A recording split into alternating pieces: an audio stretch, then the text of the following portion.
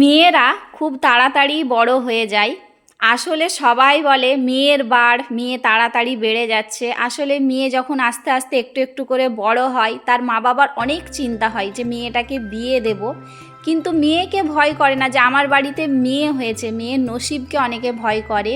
সে যেমন ভালো একটা জীবন সঙ্গী পায়, যার সাথে সে সারাটা জীবন কাটাবে, সে যেমন তাকে সুখে শান্তিতে রাখে, তার মা বাবার মতো ভালোবাসা দেয়। আসলে মা বাবার ভালোবাসার তো কোনো তুলনা হয় না, তার মতো যেমন তার স্বামী হয়। সবাই বলে আমি যেমন আমার বাবার মতো একটা স্বামী পাই। আসলেই যাদের বাবা ভালো হয় তারা এটাই বলে। আর বাবারা তো কখনোই খারাপ হয় না, বাবারা সবসময় তার মেয়ের কথা চিন্তা করে। তো মেয়ে ছোট থেকে বড় হবে, মেয়েকে বিয়ে দিবে, সবসময় মা বাবার মাথায় এটাই চিন্তা হয়ে থাকে। আসসালামু আলাইকুম, সকলে কেমন আছেন? কাছে দূরে যে যেখান থেকে দেখছেন, আশা করি সকলে ভালো আছেন। আমরাও খুব খুব ভালো আছি, আলহামদুলিল্লাহ। ভিডিওটা সকাল থেকে স্টার্ট করেছিলাম। এবছর আমাদের কাঁঠাল গাছে একটাই কাঁঠাল হয়েছে, আলহামদুলিল্লাহ, ছোট্ট মতো হয়েছে। কিন্তু মনে হচ্ছিল যে কাঁঠালটা অনেক দিন হয়ে গেছে, তো হয়তো পেকে যাবে, সাইডগুলো আস্তে আস্তে ফেটে গিয়েছিল। তো সেই জন্য আপনার ভাইয়া একটা ছুরি নিয়ে তো কাঁঠালটা পেড়ে নিয়েছিল। এটাকে একটা বস্তায় ভরে রেখে দেব, 2-1 দিনের ভিতরে পেকে যাবে। যেহেতু সকাল থেকে ভিডিওটা স্টার্ট করেছিলাম, সকালে হালকা একদম ব্রেকফাস্ট করছি, আর এটা আমার জন্য, আপনাদের ভাইয়া খেয়ে নিয়েছে। তো সকালবেলা আমি ডিম সিদ্ধ, শসা আর আম কেটে নিয়েছি, আর একটু টমেটো নিয়েছি। তো এখন করে হালকা পাতলা খাবার কিছু চেষ্টা করি, মানে হেলদি খাবার যাকে বলে। তো সকালে ভাত, পরোটা, তেলের জিনিস এগুলো একটু কম খাওয়ার চেষ্টা করি, কিন্তু খেয়ে নিই তারই মাঝে মধ্যে। তো আজকে সকালে ইচ্ছা হচ্ছিল কিছু হালকা পাতলা খেয়ে নেমন্তন্ন খেতে যাব, মানে বউ ভাত, যেটা বিয়ের দিন তো আমরা যাইনি, তো বউ ভাতে পরের দিন চলে গিয়েছিলাম দুপুরের দিকে, একদম গোসল সেরে নামাজ পড়ে। তো যেই খেতে বসে গিয়েছিলাম, যেহেতু একদম সামনে পাশের মানে বাড়িতে, আমার বাড়ি থেকে হয়তো 3-4 মিনিট হাঁটলে।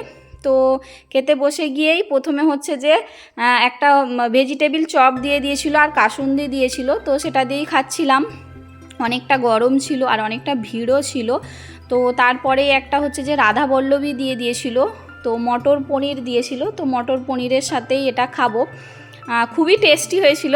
বিয়েবাড়ির খাবার তো আসলেই অনেক মজা। তো মজা করেই খাচ্ছিলাম, সবার সাথে দেখা হচ্ছিল, অনেক গল্প করছিলাম।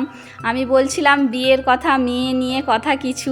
আসলে মেয়েদের যখন বিয়ে হয়ে যায়, বড় হয়ে যায়, সবাই বলে মেয়ে পর হয়ে যায়।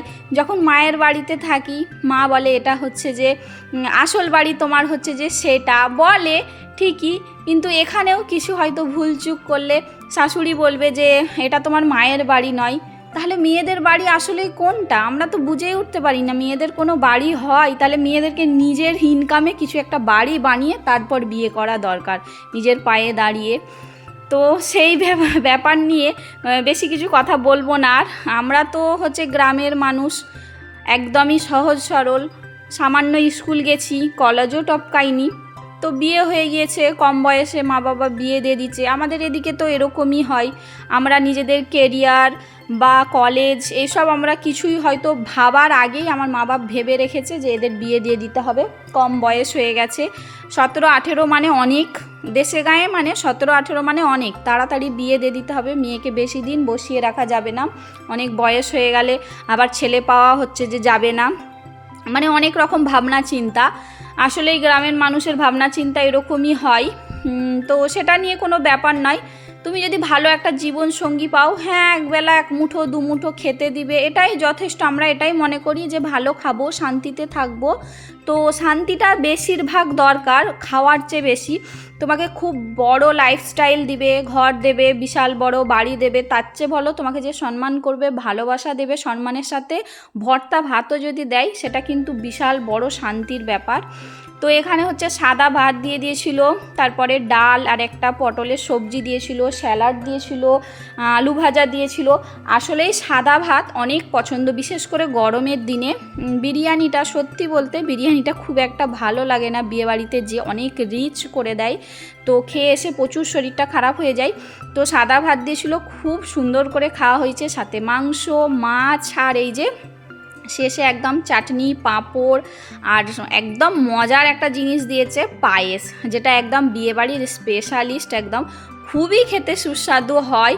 আমার তো মনে হচ্ছিল আমি যদি এটাকে বাড়ি নিয়ে যেয়ে খেতে পারতাম কি না কি মজা হতো। তো খুব মজা করে খেলাম, শেষে একটা মিষ্টি নিলাম, নিয়ে হচ্ছে যে মানে অনেকগুলোই জাঁস ছিল তো নিইনি, একটাই নিয়েছি রসগোল্লা। তারপরে হচ্ছে যে আইসক্রিম দিল, শেষ পাতে আইসক্রিম খেয়ে বিয়েবাড়ি দিয়ে সবার সাথে দেখা করে নেব, যেহেতু সবাই একদম অনেক রিশতেদারকে ডেকেছে, একদম আপন লোকেরা। তো সবার সাথে দেখা সাক্ষাৎ হচ্ছে, ভালোই লাগছে, সবাই আসছে যাচ্ছে। তো এই যে আমার দেওরের বউ, ছেলে সবাই রয়েছে, সবাই খাচ্ছে পাশে বসেই। গরমটা খুবই ছিল, তো এখানে বউকেও প্যান্ডেলে নিয়ে চলে এসেছিলো যে ওখানেই খেয়ে নেবে, বাড়ির ভেতরে অনেক ভিড় আর যেহেতু অনেক গরম তো এখান থেকেই খাওয়া দাওয়া করে নেবে। তো সবার একটু ভিডিও বানাচ্ছিলাম, দেখছিলাম সবাইকে, অনেক ভিড়ভাট্টা, প্রায় শেষের দিকে এবার খেয়ে নেবে, আমরা এবার বাড়ি চলে যাব। তো সকলে ভালো থাকবেন, সবার জন্য দোয়া করবেন, আমাদের জন্য একটু বেশি বেশি করে দোয়া করবেন, আর কোথাও যদি কোনো অংশ ভুল বলে থাকি তো ক্ষমার দৃষ্টিতে দেখবেন। সবাই ভালো থাকবেন, সবার জন্য দোয়া করবেন, বেশি বেশি করে আমাদের জন্যও দোয়া করবেন। আল্লাহ হাফেজ।